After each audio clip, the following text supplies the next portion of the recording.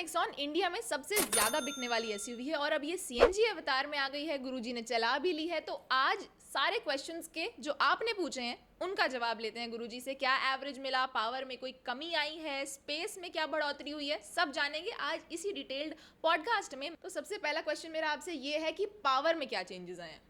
देखो, गाड़ी चलाते समय एक चीज़ तो महसूस होती है कि टॉर्क फिगर वही है, 100 PS पावर है और टॉर्क 170 Nm का ही है। और जब वही इंजन पेट्रोल में उतना ही टॉर्क दे रहा है और सीएनजी में भी उतना ही टॉर्क दे रहा है तो चलाते समय आपको ज़्यादा फील नहीं आता है कि पावर में कोई बड़ा डिफरेंस है या दब रही है सीएनजी चलाने पर, ऐसा तो नहीं फील हो रहा है। रीज़न उसके यही है कि टॉर्क ज़्यादा है अभी भी, और जितनी भी अब तक जितनी भी सीएनजी के साथ लोगों के एक्सपीरियंस रहे हैं नेचुरली एस्पिरेटेड इंजन के साथ, स्पेशली जब भी सीएनजी का बटन दबा है पावर घटी है। यहाँ पर ऐसा है कि टॉर्क में कोई चेंज नहीं है और इसीलिए नेक्सॉन चलाते समय आपको पावर की कमी फील नहीं होती है, सबसे बड़ा प्लस पॉइंट है। ऊपर से नेक्सॉन के साथ जो सबसे अच्छी चीज़ थी वो ये कि चलाते समय सीएनजी का एक सिंपल बटन है, सीएनजी पे ही स्टार्ट हो जाती है। सेफ्टी पॉइंट भी उनके भरपूर हैं, उन्होंने किल स्विच दे रखा है कि जैसे ही आपने सीएनजी भरवाने की ढक्कन खोला और गाड़ी अपने आप बंद। 5 स्टार कैस्टर रेटेड तो थी ही। तो ओवरऑल नेक्सॉन एक अच्छा प्रोडक्ट था, तभी इंडिया में सबसे अधिक बिकने वाली एसयूवी बनी। अब जब एसयूवी बेहतरीन बन गई तो कंपनी ने ऐसे ट्यून करने में भी टाइम लगाया। लोग उम्मीद रखते थे कि नेक्सॉन सीएनजी बहुत जल्दी लॉन्च हो जाएगी और जब ऑटो एक्सपो में दिखाया गया था तो उसके बाद से लेकर अब तक टाटा ने लगभग 8-9 महीने लगा दिए गाड़ी को लॉन्च करने में। मगर बेहद देर आए दोस्त आए, पावर अच्छी है, चलाने में लोगों को मज़ा आएगा और अच्छा ही है काफ़ी हद तक, ये कह सकता हूँ मैं। ट्विन सिलेंडर नामक एक टेक्नोलॉजी इंट्रोड्यूस कराई है सीएनजी में। आपको क्या लगता है उसका स्पेस से कोई लेना देना है? सच में स्पेस बढ़ा है या बातें बातें हैं खाली है?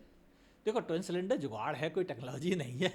अगर आपने जगह बचाने के लिए एक के बदले 2 सिलेंडर लगा दिए तो वो टेक्नोलॉजी नहीं है, वो जुगाड़ है। और जुगाड़ ने अच्छा काम किया है, मतलब रियली जगह बच रही है। आप 2 बड़े सूटकेस 2 बड़े बैग के साथ फैमिली आउटिंग पर जा सकते हो, और क्या चाहिए।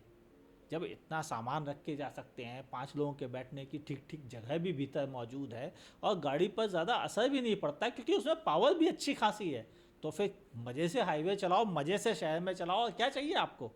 यही खासियत है जो नेक्सॉन को लोगों को बड़ी पसंद आ रही है। शायद आपने नोटिस किया होगा कि कार गुरु के चैनल पर सबसे ज़्यादा सवाल भी यही आए थे, कब आ रही है सीएनजी के साथ नेक्सॉन सीएनजी, कब आ रही है, कितना एवरेज देगी, क्या चलेगी क्या नहीं चलेगी। ये सवाल आ ही इसीलिए रहे थे क्योंकि सब इंतज़ार कर रहे थे सीएनजी का, और रीज़न यही था कि वह ट्विन सिलेंडर सेटअप के साथ आ रही है ताकि उनको स्पूट भी मिल जाए और उनको बचत भी मिले, और वो काम इसने पूरे तो किए हैं।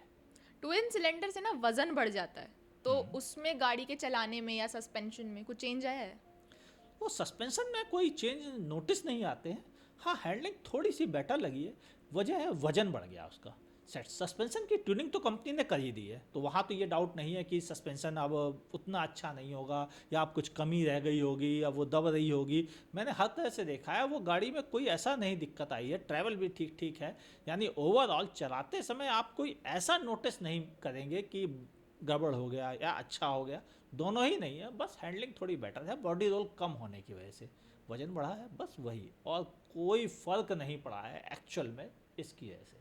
माइलेज कितनी मिली आपको? ओह, लाख टके का सवाल है। यहाँ तो खतरा है। देखो, खतरा क्यों है बात समझना मेरी। एक कहावत मशहूर है, दाएं हाथ से लोगे तो बायां खाली है, बस वहाँ यहाँ पर भी सेम है। पावर लोगे तो एवरेज नहीं मिलेगा, एवरेज लोगे तो पावर नहीं मिलेगी, दोनों एक साथ कभी नहीं आ सकते, यानी दोनों के रास्ते अलग अलग हैं। तो नेक्सॉन ने आपको पावर दी है तो एवरेज ने कहा जा बेटा बाय बाय, मैं तो नहीं आऊँगा तुम्हारे साथ। बिल्कुल ऐसे ही हुआ है, और इसका रीज़न क्या है। देखो, पावर मिली क्योंकि टर्बोचार्ज था, पेट्रोल के बराबर दी, इसीलिए दी कि गाड़ी कहीं से दबती हुई फील ना आए, तो लोगों को चलाने का मज़ा तो भरपूर मिल गया। मगर परेशानी आई केवल और केवल इस बात के साथ कि एवरेज ही नहीं मिल रहा है। सिटी में चलाओ, अगर आपके यहाँ चौथे पाँचवें गियर में आप चल पाते हैं तो आपको अच्छा सा एवरेज मिल जाएगा। मैं अच्छा सा इसलिए कह रहा हूँ कि आपको सुनकर बुरा ना लगे। एक्चुअल में आपको मिलेगा 16, 17, 18 बस। अगर पाँचवें और छठे गियर में चल पाते हो शहर में तो ही आपको 20 मिल सकता है, वरना बहुत मुश्किल पड़ेगा आपको। हो सकता है धीरे धीरे प्रैक्टिस हो जाए तो आप ज़्यादा गियर में चल पाएँ, फिर हो सकता है भले मिल जाए। हाईवे पे जरूर आपको ठीक मिल जाएगा, वहाँ आपको 24-26 मिल जाएगा। अगर आप छठे गियर पे आराम से 5 लोगों के बूट के साथ चलते हो तो इतना मिल जाएगा। अकेले चलेंगे तो हो सकता है और ज़्यादा भी आप निकाल लें, अगर स्मूथली ड्राइव करना जानते हैं तो।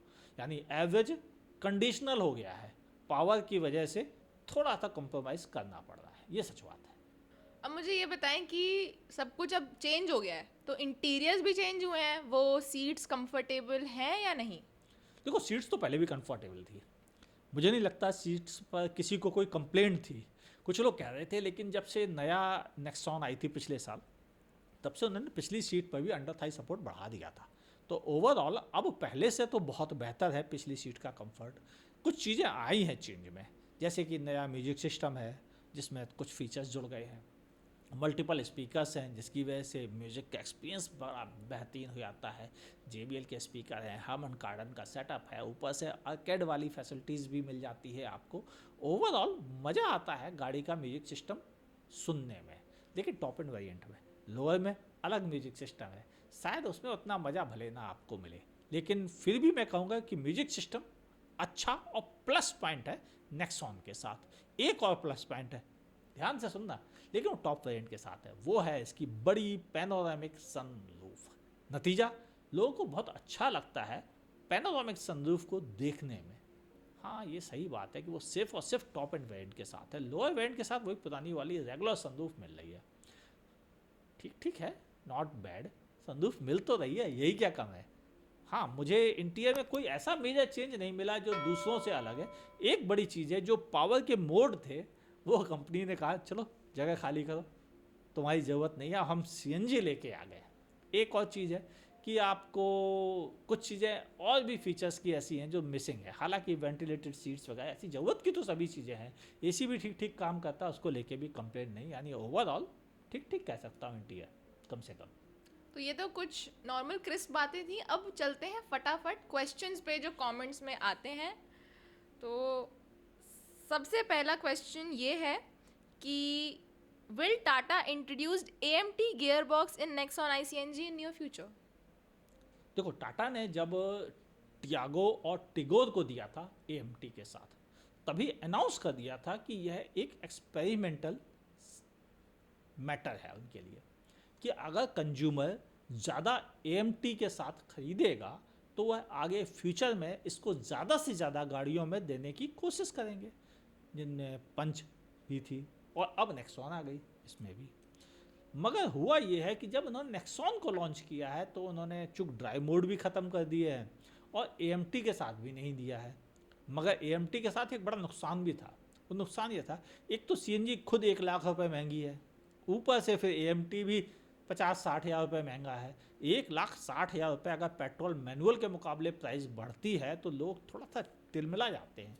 तो लोगों को इससे बचाने के लिए कहा चलो शुरुआत में ऐसे ही देते हैं, बाद में देखेंगे अगर लोग ज़्यादा डिमांड करेंगे तो वो देंगे। लेकिन हिंट ये मिल रहा है कि लोग बहुत ज़्यादा डिमांड कर नहीं रहे AMT के साथ CNG की, वजह है केवल कीमत। Okay, which is the value for money variant in Nexon ICNG?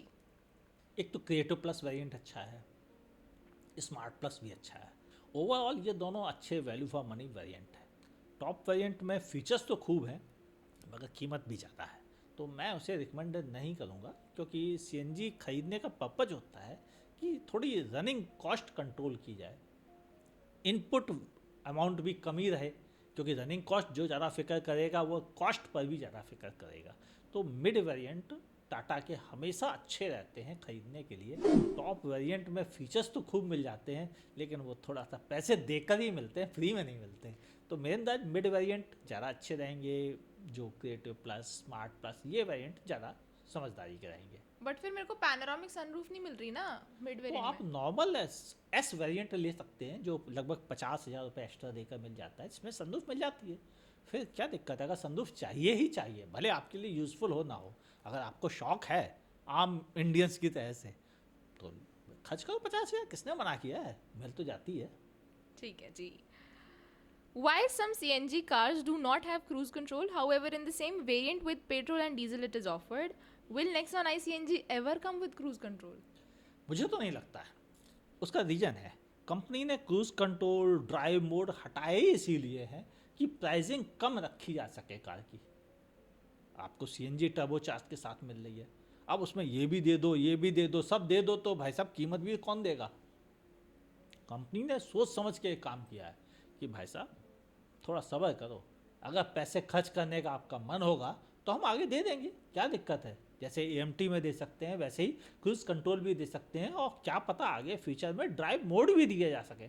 हाँ, ऐसा नहीं है कि क्रूज कंट्रोल के साथ सीएनजी आ नहीं सकती है. अगर ऐसा होता तो फिर ग्रैंड विटारा में कैसे आती है? हाँ, उसमें आपको पता नहीं है शायद, आपको डेल्टा वेरिएंट से क्रूज कंट्रोल भी मिलता है और सीएनजी भी मिलता है. आपने उसका रिव्यू वीडियो नहीं देखा? आई बटन पर क्लिक कीजिए, देख लीजिए, हो जाता है. ऐसी टेक्निकली कोई प्रॉब्लम नहीं है, बस कंपनी ने कोशिश केवल यही की है कि ज़्यादा कीमत ना देनी पड़े इंडियन कंज्यूमर्स को, तो थोड़ा सा हाथ तंग रखा है फीचर्स पर. Nexon Smart CNG और Brezza LXi CNG दोनों में से कौन सी लेनी चाहिए? हाँ, यहाँ पर दो चीज़ें हैं इंपॉर्टेंट. आपकी अपनी ज़रूरतें क्या है? ऐसा नहीं है कि जहाँ सुई की ज़रूरत है वहाँ सुई ही यूज होगी, तलवार तो नहीं आने वाली. तो तलवार की जगह पे तलवार काम आएगी, सुई से कुछ नहीं होने वाला. तो फिर आपको तय करना है कि आपके लिए कौन सी सूटेबल है. देखो, सिटी में चलना है तो ज़्यादा चलना है तो आपको ज़्यादा एवरेज देने वाली गाड़ी चाहिए. उस मामले में ब्रेजा बाजी मार आती है. ब्रेजा का एवरेज सचमुच में बहुत अच्छा है. आपको सिटी में ही आराम से 22 से 26 मिल जाता है, जो नेक्सॉन में नहीं मिलता है.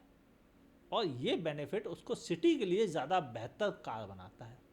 हाईवे पे भी ज़्यादा है उसका, लेकिन हाईवे पे चलाने में वो उतनी मज़ेदार नहीं रह जाती है जितनी मज़ेदार नेक्सॉन हो जाती है. भले थोड़ा सा एवरेज कम है, लेकिन आपको बूट स्पेस मिल गया, आपको पिकअप मिल गया, आपको ओवरटेकिंग मिल गई, आपको 170 Nm का टॉर्क मिल गया. जब इतनी ज़्यादा चीज़ें मिल रही है, बेहतरीन एलईडी हेडलाइट मिल रही है, सब चीज़ें अच्छी अच्छी मिल रही है, तो फिर हाईवे पे मज़ा भी आता है.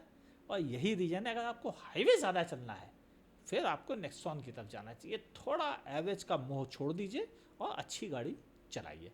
और अगर आपको एवरेज चाहिए तो फिर ब्रेजा है ना, वो तो कहीं गई नहीं है, ट्राई कर लीजिए, क्या बुराई है. टर्बोचार्ज इंजन ज़्यादा मेंटेनेंस मांगता है क्या सर? हाँ, काफ़ी हद तक बात सही है, लेकिन वो ज़्यादा कितना? नॉर्मली सर्विस सेंटर पे हमने ऐसा नोटिस किया है कि 100 रुपये 150 रुपये सर्विस कॉस्ट ज़्यादा होती है, इससे ज़्यादा नहीं होती है. लेकिन लोग डरे बहुत रहते हैं. रीज़न क्या है? ओल्ड स्कूल थ्योरी है कि टर्बोचार्ज्ड है, 3 सिलेंडर है, तो पंगे होंगे ही होंगे, जैसे सबको लगता है. लेकिन अब मॉडर्न इंजीनियरिंग ने सारे ओल्ड स्कूल थ्योरी को बदल दिया है. 3 सिलेंडर इंजन भी रिफाइंड होते हैं, पावरफुल होते हैं, चलाने में मज़ेदार होते हैं. अगर आपको अच्छा 3 सिलेंडर चलाने को मिले तो आपकी आंखें खुल जाएंगी. कई 4 सिलेंडर इंजन से ज़्यादा रिफाइंड और बेहतर पिकअप वाला होगा.